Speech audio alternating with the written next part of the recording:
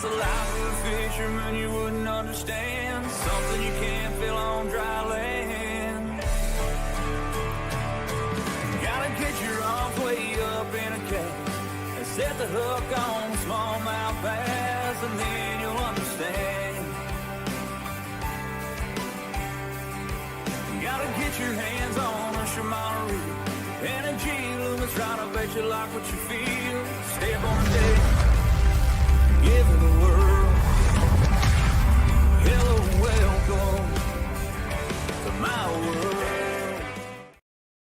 What's going on, all you Facebook Live and YouTube Live fishing freaks? Welcome to this episode of On Another Line Live. My name is Tyler. For those of you guys that don't know me, but I'm sure everybody that tunes in tonight will know who I am.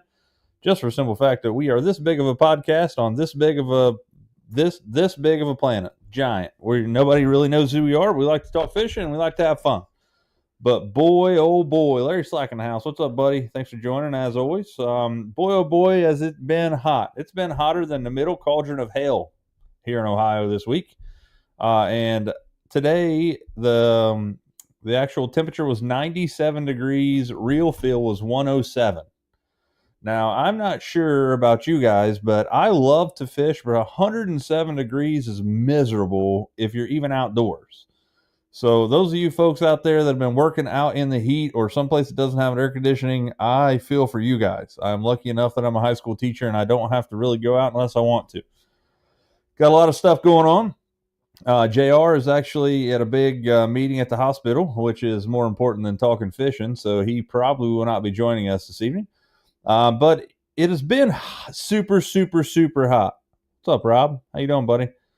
Yeah, I'd say, man, Rob's is a roofer, so he's been up on there roofing it up. Rob, by the way, I have those spinnerbaits still in my truck. So if you make it into the high school, I'm always in there walking like 6:30 or so. Let me know. I can give them to somebody or whatever. I have them in my truck. Gary Timberlake in the house. What's up, man? Thanks for joining.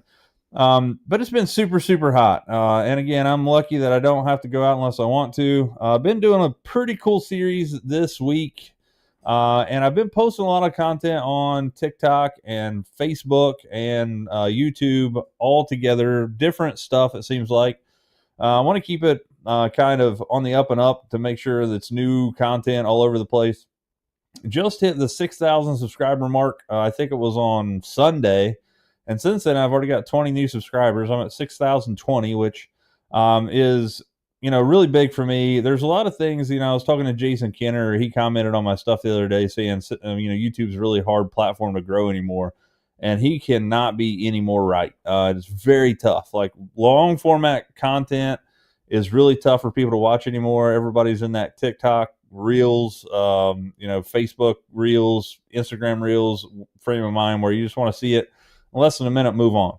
That's kind of the way it is. My shorts are doing way better than my long form content, but I enjoy producing the long form content more just for the simple fact that it's shot in landscape mode, 16:9 widescreen, and all of the reels and TikTok and all the stuff for Facebook, their reels are vertical. It's 9:16, which is kind of a pain in the rear end. If you guys have ever done any kind of content creation, you'll understand what I'm talking about. But the biggest thing is that you normally shoot the video in landscape mode, which is widescreen 16:9, and then you have to crop it down to 9:16, which is basically the size of your phone screen, and all of the stuff that's on the right and left hand side gets cropped off, and then you kind of have to zoom and crop your footage to show the viewers what you want to see. There needs to be a phone company that will allow you to do multiple, I don't know how it's done, but if somebody could come up with an idea where they could create a phone where you record it in landscape and it creates a vertical format for you as well, it would be a $1 billion product. I guarantee it. It's just kind of is what it is, but it's kind of the world we live in. The shorts are doing better. But with that being said, I have actually stolen my neighbor's boat, and I'm renovating that thing. There's a really long story for the boat. It belonged to my neighbor's wife. It was actually her dad's boat, and I guess he fished all the time, which kind of like us. He probably had the bug like we did, but he passed away several years ago, and he had given the lady that's next to me, by the way, the reason I know this information is I'm talking to one of his best friends because I want to make sure somebody's in on the up and up, because when they come home from vacation and their boat's gone, I don't want them to really freak out. That he would be the first person that they're going to call. So, I don't want to go to jail on this deal, but he was telling me that they have not got a title for it due to the fact that they lost the bill of sale. So the father gifted the boat and boat motor. And if you don't know, in Ohio, you have to have a title for the boat and the boat motor. They get you coming and going with tax money, but you have to have a title for the boat and the motor. And then you have to take the boat and the motor off the trailer, take the trailer to a weigh station. They will give you a weigh slip for the boat trailer. You'll then go to the BMV and get tags for that trailer. And then at that point, once you have the title, the boat registered, and the trailer tags, you're good to go fishing in Ohio. That's if you have your fishing license. But he told me, and it's really crazy that all this is coming out, that, during this time, that they recently found the bill of sale. Like, it was packed away in a box somewhere and they couldn't find it. And it was they had it notarized way back in the day. Her dad had gifted it to her with this bill of sale, and they lost the bill of sale. It was gone. So this boat has really just sat down there for years because there was nothing they can do with it, unless they wanted to get the court involved and all that other stuff. So they didn't really want to do that. So the deal is they have recently found that thing. So hopefully when they come back from vacation, I'll have this boat fixed up and they can get a title for it and all that jazz, and they can go fishing. And it'll be nice to see them enjoying a boat that was her dad's, because he apparently enjoyed it a lot. I will tell you, the boat is crazy awesome for the year it is. The boat, if you've been watching the series, I haven't really told what year it is. The boat is a 1988 model and the motor is a 1985. It's crazy that there's this huge deal there. I think what happened was he probably had a motor and something had happened to a boat, and he bought the boat and didn't have, somehow it has this 85 model motor on it. But I literally put some new fuel in this thing and put a new hot battery in there, and I cranked it for a minute or so and, lifted the electronic choke, and the thing fired right up, which is crazy. It's so awesome that, you hear all these people saying that things aren't made like they used to be, and that's 100% true. You're talking about a boat motor that is, at this point, it's 40 years old, and it still cranks over and fires up. I mean, like, instantaneously. Now that it has good fuel in it, it's pretty crazy. Lower unit works as it should. It has some aluminum prop on it, but a 70 something, it's a 70 horsepower boat motor on that little 10 rig. I don't imagine an aluminum prop would be too much. So you're not going to get much performance out of a stainless steel prop on there. However, you will get some nicks and dings, and you will, destroy an aluminum prop more than you would a stainless prop. But I bet for the prop for that boat, you could buy like 5 of them for the same cost as one stainless steel prop. So it's kind of, you have to, choose your battles. So I've been working on that thing. I have it to where I had to replace a bunk board on it the other day on the trailer, which was a pretty, easy thing to do, but it was pretty tough by myself. And I was trying to film it, and all the time it was 100 degrees, and had to jack the boat up off the trailer to get it fixed. But I got that fixed. I got the motor running, got the lights on the trailer working. I have cleaned the boat. I mean, it's freaking mint right now. And then I just ordered a fuse panel for the boat. It has those old school, like, I don't even know what you call it. They're just tube fuses or whatever. And for some reason, I can't get the bilge pump to stay off. It will stay. You could turn the switch on. It'll come on just fine. When you turn the switch off, eventually it'll bleed power back through that thing and start the bilge pump back up.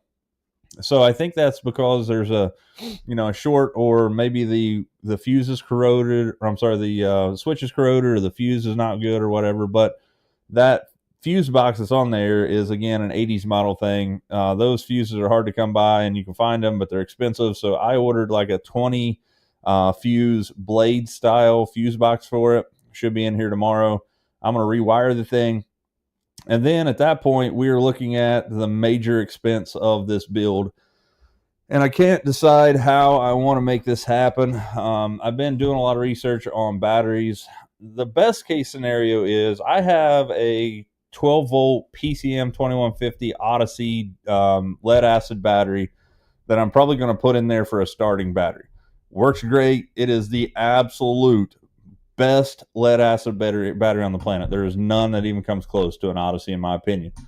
That battery is 71 pounds, which is crazy when you're talking about a 17 and a half foot or a 17 foot, basically 10 rig with a 70 on it.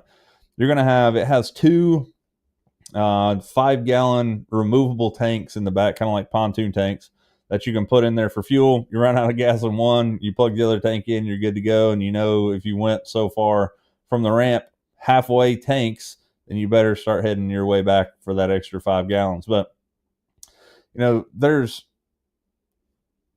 it's just crazy with the amount of stuff that's going to be in this boat. Adding extra batteries in the back is kind of mind-boggling to me right now. And I'm looking at trying to potentially buy a 24 volt lithium battery.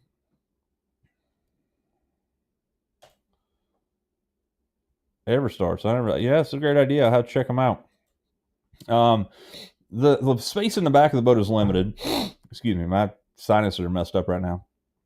But the back of the boat, or the space in the back of the boat, is limited, especially with those 2 5-gallon tanks in there. How the boat was originally rigged up was with a 12 volt trolling motor. There was 2 batteries, one for the starting the motor, and there was a fish finder of some sort on there. There's a quick release mount on the front of the boat, but that's probably where the fish finder went. It has an old school flasher in the deck, or in the console of the boat.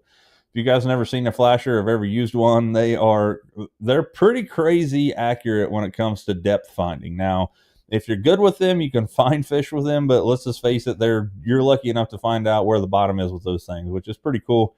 It's crazy that the flasher's still there. I don't know if it works. I haven't dove that far into it yet. There's a little bit of wires that are kind of misran all kind of different places, but that's the next goal, is to get that stuff out. And then I have to fix a seat, and then buy some batteries. I have a trolling motor. Again, I have an 80-pound Fortrex trolling motor, which is 24 volt. Now, everybody on the planet says don't buy lithium because they're really expensive, and you are not wrong. As you know, El Rey there said, buy some cheap lead acid batteries. One, because it's not my boat, I get it. But one of the things that I keep thinking about is, if I bought a 24 volt 100 amp hour lithium battery, and there's some fairly good, reliable names out on the planet. Like, I'm not going to get one of the really high end brands. Like, even Ionic is one of the cheapest brands. But if I had unlimited funds and it was my boat, I would probably buy a really nice Powerhouse lithium boat or boat battery, because that's what I'm running my Stratus, and I absolutely love it. But the thing about it is that it's not my boat, and that Powerhouse lithium would be $800 or $900. Now, I do believe that's overkill for a 10 rig, but one of the things that I have thought about is having the option just to have one battery and run that trolling motor to that one battery and have one starting battery would be great. But one thing I think this needs to be mentioned for those of you folks out there that might be looking at buying like a 24 or 36 volt battery for your for your trolling motor is, I didn't realize it until I started doing more and more research on it. Like, it never hit me, but you would have to have a new charger for that 24 volt battery as well. If you put a 12 volt battery charger to a 24 volt battery, you are going to fry that thing quicker than you fry eggs in the morning, from what I understand. It won't just not charge it quick. It just will not charge it, and it'll fry the BMS, which is a battery management system. You actually have to charge it higher than 24 volts. So you're looking at 25 to 27 volts. And those chargers are about $150. I found one, I think, from Li-Time or Lithium Time or whatever it is, that had a 24 volt side and a 12 volt side, which would be absolutely perfect. You could run the 12 volt side to the lead acid battery that I have, and that 26 volts or whatever it was to the 24 volt battery. Now, even at the cheapest, like, I was looking at some of the batteries, like, everybody seems to trust this like Red Odio brand on there. Let's face it, guys, I think every battery that's lithium comes from China, because that's where most of the lithium comes from. Most of the lithium mines are over there. So I think it's just the same battery and just different, wolf in sheep's clothing. So I found a red Odeo battery that has 100 amp hour, 24 volts for like $295 plus like $30 shipping. Tyler Akers, my man. What's up, buddy? Tyler just got him a sweet new boat out there on the river and caught him about 2.5 pounder this weekend. Saw that, man. Nice job. So that's the deal. Got some really cool videos out on YouTube and TikTok. If you don't follow me there, I'd appreciate it. But that's about enough of the boat talk. Let's talk about some fishing. It is hotter again than two mice fornicating in a wool sock. And it still is hot. Like I'm looking at my computer right now in Cold Grove. It's 9 o'clock almost, and it's still 89 degrees. My tomato plants, if they don't get water on them every morning, they will shrivel up and die by noon. It is crazy. Like the amount of heat that's in Ohio right now, probably everywhere, but it seems like in our area, we're just getting scorched. So, when the water temperatures go way up in the 80s and sometimes in the 90s, depending on where you're at. I mean, I guarantee you, I was at Gatesville this past weekend on my pleasure boat on Sunday, and if you weren't in the water, you were just absolutely sweating your rear end off. Like I even have a canopy on my boat, drinking plenty of cold beverages, trying to stay hydrated. And if you weren't in the water, you were just burning up. And the water temperature, man, has got to be mid 80s. It's got to be 82, 83, 84 where we're at. We're in Blaine Creek hanging out. But it was bathwater warm. Now, fish at this point in time,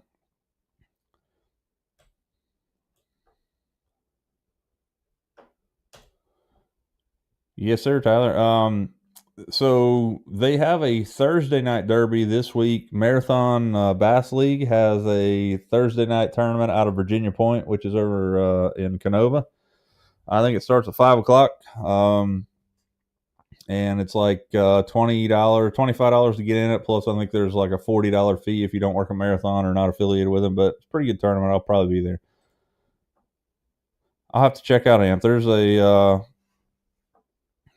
a fellow that I know that I follow all the time that's actually sponsored by AMP, so maybe I'll reach out to him and see what kind of combos they have. But when the water temperature gets really, really hot, guys, this is where I am going to really, really, really lean on my electronics. And I'm not talking about forward-facing sonar here. I do have forward-facing sonar. I do use it.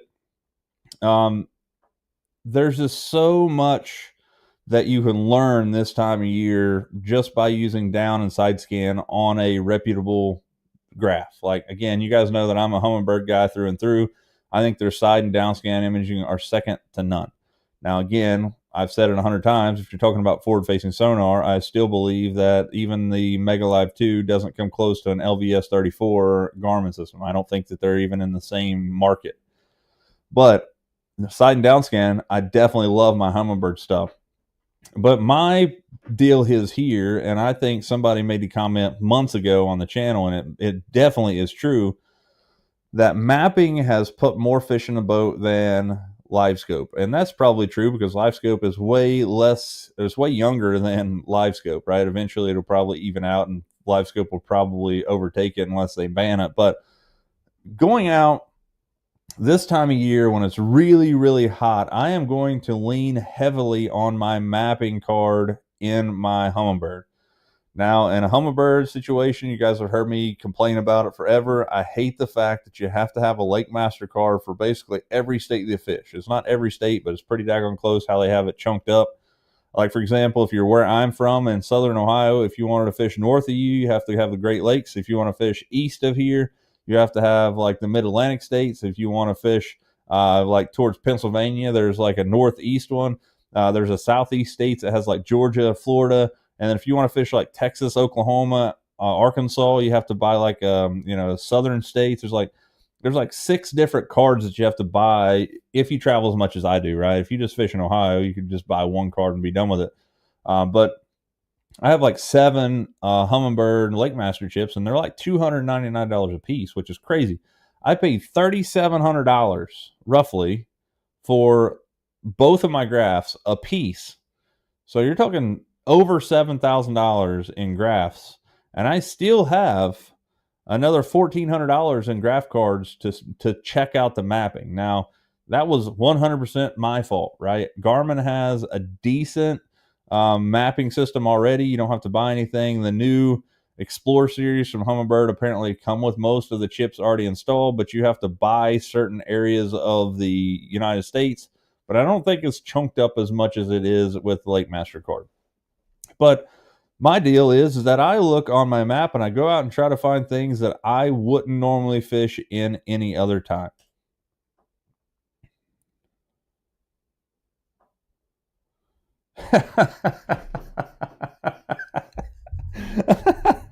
Micah, that might be the best thing I've ever read in my entire life. Yeah, I mean, the Amish and electricity, you wouldn't think that they have, maybe they were Mennonite. I don't know, but that is crazy. That's awesome. That is great. But this time of year, this is time to break out those 5 and 6 XD crankbaits, something in a shad pattern. I really like the chartreuse shad. I really like that, I can't remember, what's it called? Citrus shad. Matter of fact, on Sunday, this is funny. Misty and I were out, pleasure boating, just having a day date, just she and I just cruising around Yatesville. And I was idling down just in the center of Blaine Creek, and I looked down, and there I found a Berkeley dredger, like a 20.5 Berkeley dredger in citrus shad that had been down there so long that one of the hooks had rusted off from it and it floated to the top. It was actually in really good shape for what it was. A couple hooks and it would be good to go. So somebody else is probably thinking about that same thing. 6XD is definitely something I'm going to be throwing a lot. Something that goes to that 16, 18, 21 foot range, especially this time of year when it gets really hot. I'm going to be looking for points, main lake points. I'm probably going to stay out of the creeks this time of year because it is just absolutely cooking in those babies. Unless you have something that has fresh water coming into it all the time, it is just going to get exponentially hot. Now, as the summer goes on, the water towards the dam seems to stay a little cooler in most of the lakes I fish, just for the simple fact is most of the time around the dam of lakes, it's a lot deeper. For example, I have graphed all over the dam area of Grayson Lake, and there are some spots there at the dam that's 40 plus foot deep.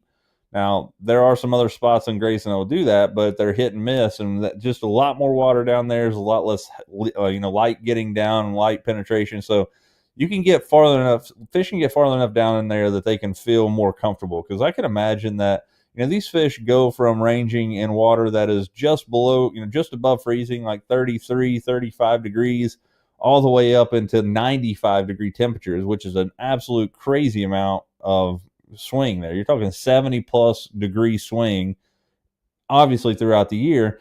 But I think that they want to try to acclimate to their area as much as possible. And that being said, the hot summer months drive those fish away from the banks and deeper, especially later in the day.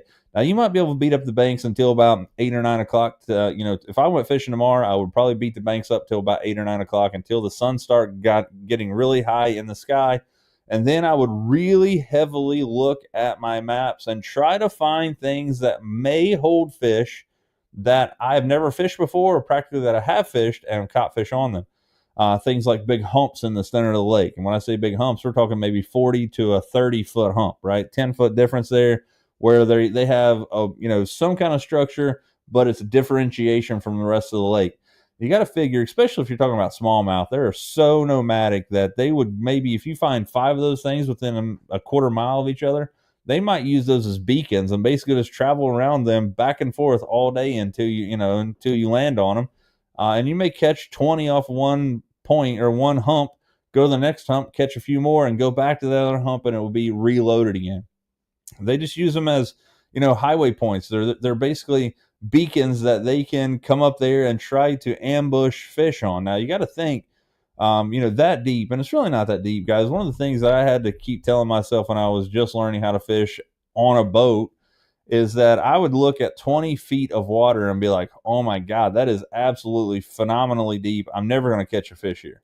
And then when I look back from the front of my boat to my motor, that's 20 feet, and that is literally not that far.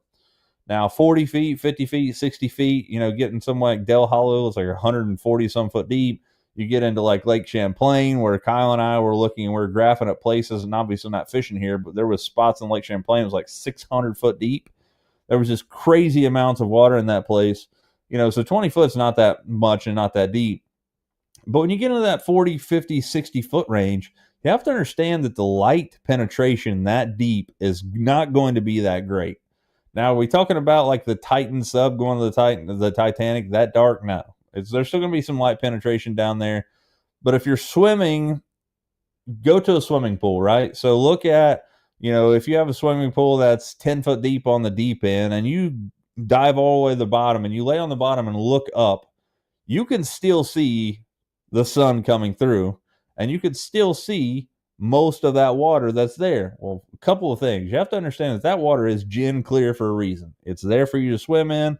It's chlorinated. It's meant to be clear.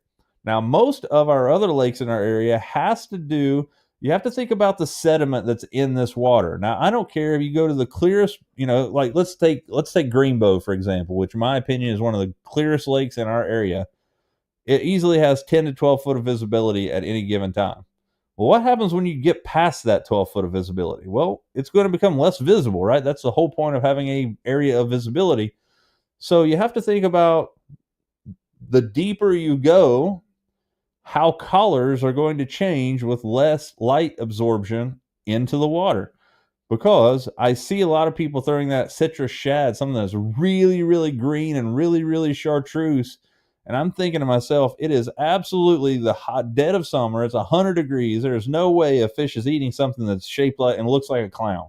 Well, it looks like that to us up here in the surface, but dive that baby 20 plus foot deep, and it's going to look a lot different.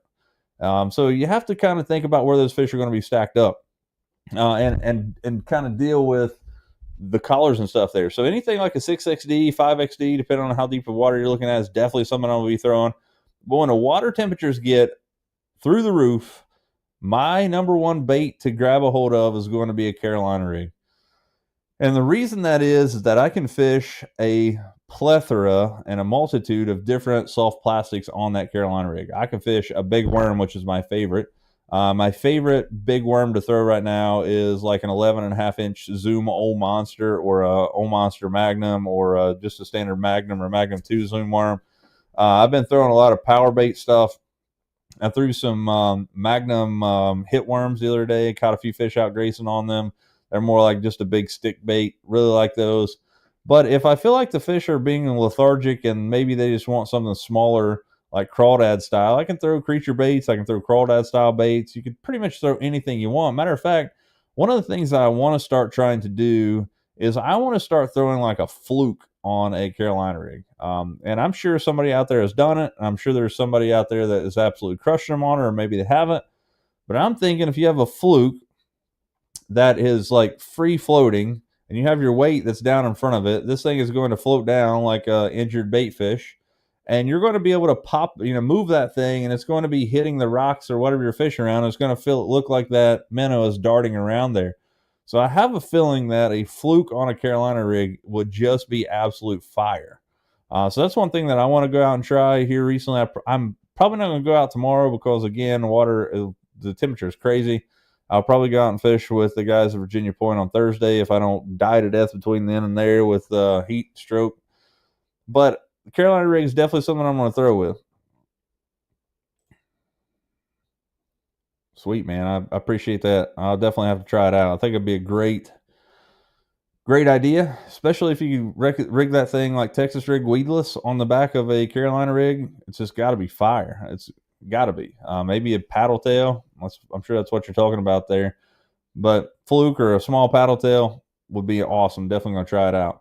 One of the things, again, I can't stress it enough. I throw a really heavy weight on my Carolina rig. I throw a 3/4 ounce tungsten, which are expensive still to this day. A 3/4 ounce tungsten costs you like $4, which is crazy.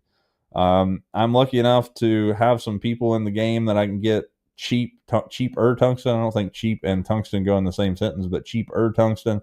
So I throw at least a 1/2 ounce, more like a 3/4, depending on the way. If I'm fishing 20 foot or less with a Carolina rig, I'm okay throwing a 1/2 ounce, but I want to get that thing to the bottom. Most of the time, I'm throwing a 3/4 ounce because I want that thing to get to the bottom and stay there.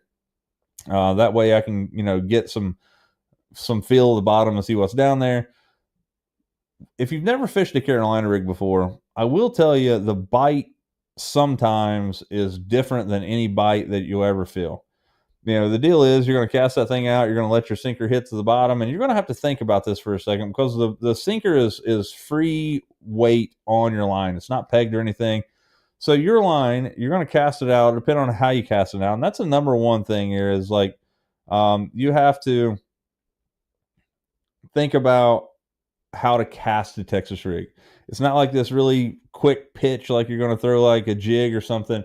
You have to literally kind of like lob it out there. And I've got to the point where I can throw a Carolina rig just as far as I can any other bait, if not sometimes more. But sometimes that weight, when you first start casting, that weight comes back towards you and then comes back and hits your swivel and causes the absolute god awfulest backlash you've ever had in your life. So again, just lob that thing out there. It's not going to be one of those quick, rod snapping normal casts that we normally make. Get that thing out there. But when your sinker floats down, especially a 3/4 ounce, 1 ounce, that thing is going to go straight to the bottom. I don't care if you're in 50 foot of water; it's going to get there. Now, there's going to be like a U-shaped bend in your line. One side is going to go to your rod and your reel. The other side is going to go down to the sinker, and then at some point up here, even higher, depending on how much line you have out or how you casted it, your bait is going to be in a U shape for just a second until it hits the bottom. Now, I've caught a ton of fish doing that. When it hits the bottom, if I just barely drag it, and sometimes the fish are already on there. But there's two types of bites, in my opinion, when it comes to a Carolina rig. That is, you're dragging it because if I'm throwing a Carolina rig, I want to feel every pebble on the bottom of the lake. This is not a fish. I'm not reeling it in. I'm not popping it like a jig. I've got my line tight on my reel, or all the way to my reel, and I'm dragging that thing, and I'm feeling every stick, every stump, every twig, every rock. Especially if you have a really sensitive rod like a G Loomis NRX Plus or a Poison Adrena.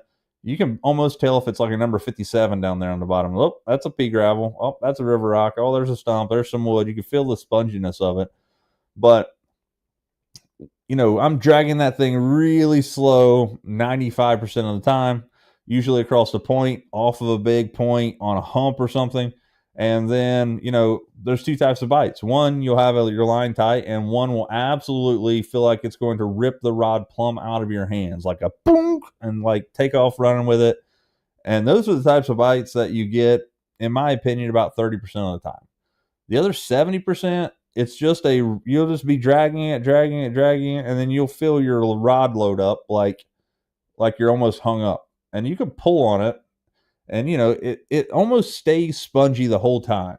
That you can get yourself in trouble this way, because I've lost a lot of tungsten this way, because a bite from a fish and a really soggy log feel similarly the same to me. So you get hung up throwing a Carolina rig in a boat. Sometimes you can go up over the stump or whatever you're fishing or whatever you're caught on and drag your hook back the other way and get that thing off. But there's two types of bites. One that you're going to know you got bit. It just rattles the fillings out of your teeth. And the next one just gets real spongy. And that's one of the reasons that I like to throw fluorocarbon with my Carolina rigs, because it has less stretch in it. If you throw monofilament with a Carolina rig, you're going to feel like you're out there fishing with a yo-yo or with a slinky. Like you could be having 5 to 6 foot of stretch and 40 foot of line, however much you got out, 50 foot of line. And the farther you go out, the more stretch you're going to have, which is going to make it even more, exponentially worse. So I throw my Carolina rigs most of the time on 16-pound FC Sniper Sunline.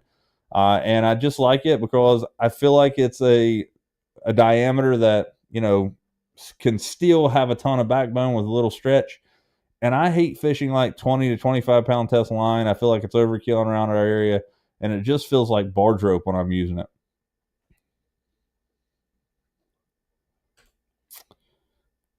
Yep, Mark, you're 100% right on that Carolina rig. You're fishing the weight, not the bait. That's a great way to think about it, because you're not going to feel the bait unless it gets bit or unless you get hung up on something.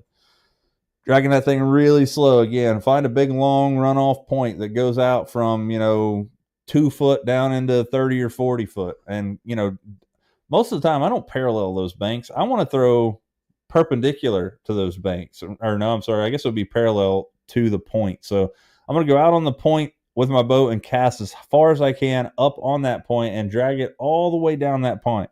And then I'll maybe move 10 to 12 degrees and make another cast and come all the way down that point. And I'll make another cast 10 or 12 degrees farther.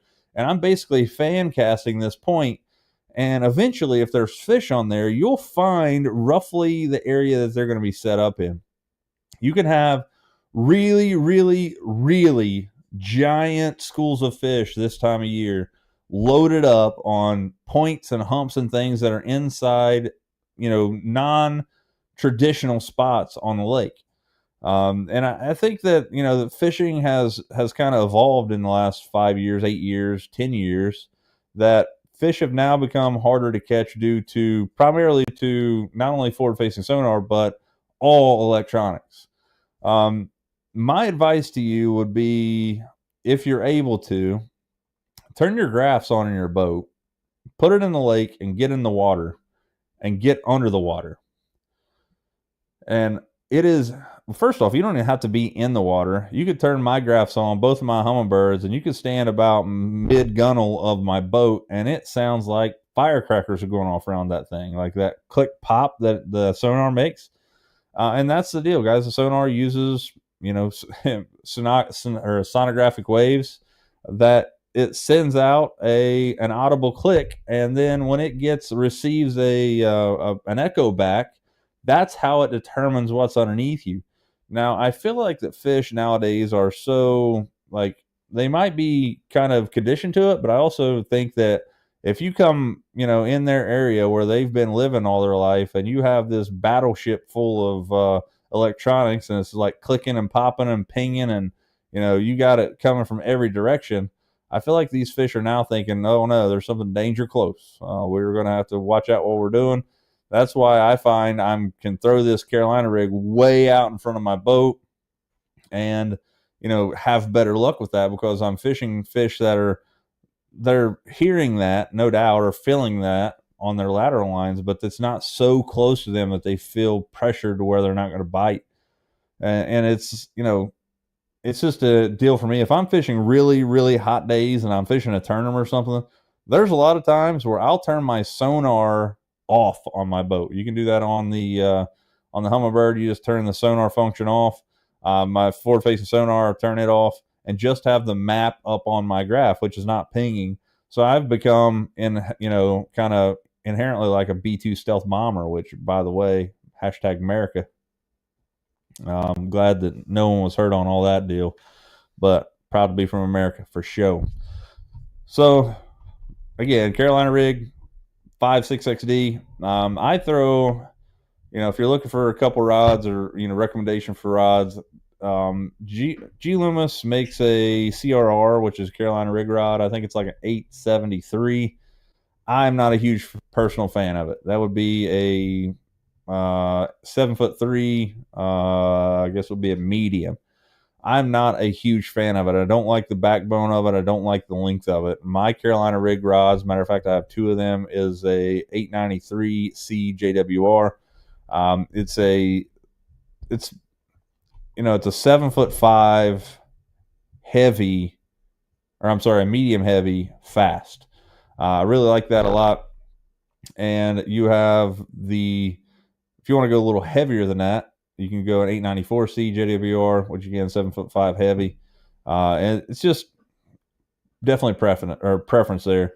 And my 6XD, 5XD deep diving crankbait rod is going to be a 906C CBR, which is a crankbait rod. You can get that in a lot of different, I don't know if you can get that rod in a lot of different series or not, but mine's an IMX Pro G Loomis. It has a really long handle. Like the handle of it is this freaking long. It really allows you to whip a freaking big old crankbait out there and allows you not to be tired when you're done throwing that thing all day. It also is a great rattle trap rod. I love that thing for rattle trap. It's a 906C CBR, which again, I've talked about it before. If you guys are not familiar with what I'm talking, most people think I'm talking gibberish when I say those model numbers. With G Loomis, the way that it works is the model numbers are set up in 3 numbers. So the very first number, like for example, 894. So those three numbers there. 8, 9, 89, that's the length in inches. So 89 inches, 84 inches is 7 foot. So 89 inches is going to be 7 foot 5 inches. And then that 4 number is the power, which in this case is going to be heavy. So 4 power is a heavy, 5 power is an extra heavy. C means casting, JWR means jig worm rod, CBR, crankbait rod, CRR, Carolina rig rod. There's like a JBR, which is a jerkbait rod. There's, bladed jig rod, BJR. There's a million of them. Micah, my go-to bait, without a shadow of a doubt, is going to be a Zoom Old Monster in green pumpkin red. Just absolutely fire. But if you're talking about smallmouth on Erie, I would look at something like, I don't even know if they make them anymore. I've heard 100 different ways. They are and they ain't. They are and they ain't. I'm going to try to get to the bottom of it. A Jackal Chunk Crawl, Zoom Speed Crawl Magnum. You could throw something like the Crud Crawl from Berkeley. You could throw a creature bait, man. I think that's what's so crazy about a Carolina rig is that you really can throw whatever bait you have confidence in. You can throw, we're just talking about throwing a paddle tail. If you're throwing up there in Erie for smallmouth, maybe a paddle tail might be the absolute berries. You might have to check it out. But my favorite, especially for a largemouth in my area, is going to be a big giant worm. When I say big giant, I'm talking 11, 12, 13-inch worm. I'm throwing a 15-inch worm in my area. There used to be a thing called a jelly worm that was like 17 inches long. That's pretty crazy. I don't know if you guys saw it the other day, but Alton Jones Jr. was throwing something from that G-Crack company that was in that Chinese-based company or wherever it is that he has. It was like 17 inches, and he was throwing it on a wacky rig, and he had it wacky rigged in the middle. And it was the god-awfulest thing I've ever seen in my life. And I was like, that has to be a joke. About an hour later, I saw him catch a fish on it in real life on live. So it is a thing. So don't be afraid to throw big baits for fish this time of year. Another thing I have a hard time throwing a wacky rig, something that big. If you ever watched a fish eat anything on the bottom, they normally try to go from one end or the other. And I don't know, maybe it's something to do with the eyes or the tentacles or whatever. Fish seem to be able to pick out which side of the fish or what that bait is the head of it. So that's why, rigging it Texas rigged with a hook. If you're throwing like a 14-inch worm, like for example, just to give you guys an idea how I run down so I have 16-pound Sunline FC Sniper that goes to, I put a 3/4 ounce tungsten worm sinker, worm weight on there, and then I tie my reel line coming from my reel to a barrel swivel. I don't use those glass beads. Most people do. They say it make a clacking sound or it keeps your weight from hitting the swivel and causing line fray. The tungsten that I use already has that concavity in it, so I don't have to worry about that anyway. And then I tie on a barrel swivel. It really doesn't matter how big or small it is. The smaller it is, it seems like it gets tangled up more. The bigger it is, fish have a tendency to maybe see it. And then the length of my my Carolina rig kind of determines on what kind of stuff I'm fishing. If I'm fishing in grass that may be a foot tall, I might have my leader on my Carolina rig maybe 24 to even 36 inches long. Something that'll allow that bait to kind of move along the top of that grass with my weight being in the bottom of it or in the, in the mix of all that grass. If I'm fishing around rocks and things, I might shorten that thing up to like 18 inches. That's about as short as I'll go. We're talking about this long from the weight. And then, again, you can get way out there. The farther you get away from it, it seems like the more it gets hung up, and two, it's harder to cast. And then I have a Texas rigged, or, I just tie a standard offset shank worm hook on the back side of that leader and then put my bait on there. I Texas rig it 100% of the time, but I like the ability to Texas rig baits like that, especially if you're throwing something really big like that 11, 12-inch worm I'm talking about. Fish seem to see that ribbon tail and understand that is the tail, and they'll eat the head of that worm more often than not. And I'm talking fish that are 12 inches will eat a 12-inch worm. I caught an 8-inch fish the other day on a 13-inch worm. They don't care to eat something that big. It's crazy, especially them smaller ones. But if you can get it to where it's truly weedless, you can actually cast that thing through some pretty good sized brush. And it allows me, in my case, to catch more fish by having a Texas rig. Now, one of the things that I kind of goes without saying there is, how big of a hook do you use? Well, you see some people throwing those big worms that will throw 6, 7, even an 8/0 hook. Personally, I keep it simple. As big as I'll ever throw is a 5/0. Normally, 100% of the time, I'm using a 4/0 Gamakatsu offset shank worm hook. It just works time and time again, especially where I'm at. I'm not catching 10 pounders. And I just feel like that, that huge hook is kind of overkill. Something else that I throw when the temp gets really, really, really high is definitely going to be a wacky rig, man. And it's brutal to fish. And I've now started picking up the wacky rig, which has always been there. And I always throw a weighted wacky rig, but the Nico rig is something that I'm really falling in love with. I fished a lot on the trip down in Texas and all that stuff, which, by the way, the day 6 video came out yesterday of the trip. Or I'm sorry, today at 8 o'clock came out of the trip. But I fished the Nico rig a lot of times when I first got to a lake, because I was there to catch one fish, right? And I got a goal to catch a bass in all 50 states. So I didn't care how big the fish was. I wanted to get one fish in the boat, and then I could try to find bigger fish. So that Nico rig was something I'm really relying on now, especially when it gets hot and finessey. Crankbait, Carolina rig, and the finesse, even finesse baits like a Ned rig gets chewed this time of year. It's crazy. A lot of tournaments coming up this weekend, especially up in the big water, Lake St. Clair. There's a BFL coming out of the Detroit River on Saturday. The Marathon Bass League is having a tournament up there on Friday and Saturday. That is going out of the Crocker boat ramp, and then Louisa Bass Club is having a tournament on Saturday, Sunday, coming out of the same marina there at Crocker. So if you're up there and you're up in that way, be careful of some boat traffic. There's going to be the pleasure boaters are going to be out in full force, and it will turn Lake St. Clair into a slick, calm day into 4-footers in a hurry, no doubt. There's more boat traffic on that water. Those big giant rove waves will come and just wash you out. It's crazy, especially if you're on the mile roads, which a lot of people will tend to go there. All right, ladies and gents, we're about that 50-minute mark. Appreciate you guys sticking around and listening to me ramble for the last half hour or 45 minutes of your life. Got a lot of videos out on YouTube right now and TikTok. Even if you don't follow me on any of those platforms, appreciate you would, especially YouTube. YouTube is like my breadwinner, where I make a little bit of money. It's not a huge amount, but I do have, I have 6,020 subscribers there. My next goal is 10,000, which is obviously 3,900 away. So that's a lot. That's almost half of what I got right now.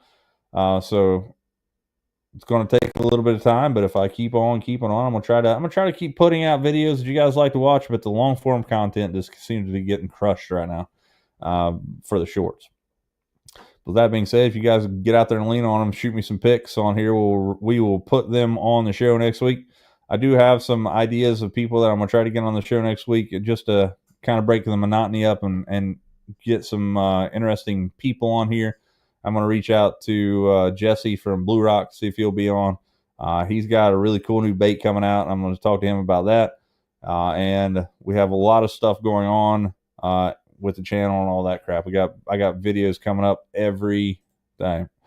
Gary, see you, buddy. Have a great one. If you guys want to fish the Marathon Bass League on Thursday, I'll see you guys there. Again, tournament starts at 5 it's over at Virginia Point. If you're going to Lake St. Clair to fish that one with them, obviously you're not going to be here on Thursday because the tournament starts on Friday. You're probably up there pre-fishing. But with that being said, I'll probably see you there. If not, love to see you guys out on the water. Make sure you guys are being safe, especially out there in that hot weather right now. Again, it's hotter than Satan's bathwater, but we are going to get through it. So get out there and lean on them, guys. We'll see you next time on Another Line. Thank you for tuning in to this episode of On Another Line Live. We truly appreciate your support, and we couldn't do it without all the amazing folks at home watching week after week. A big thank you goes out to our sponsors, who help make this show possible. Malone's Marine, Borders Sporting Goods, Solar Bat Sunglasses, Picasso Lures, Shimano, and Columbia Sportswear. Their partnership allows us to keep bringing you the content you love. We'll see you next time on Another Line. Until then, get out there and lean on them.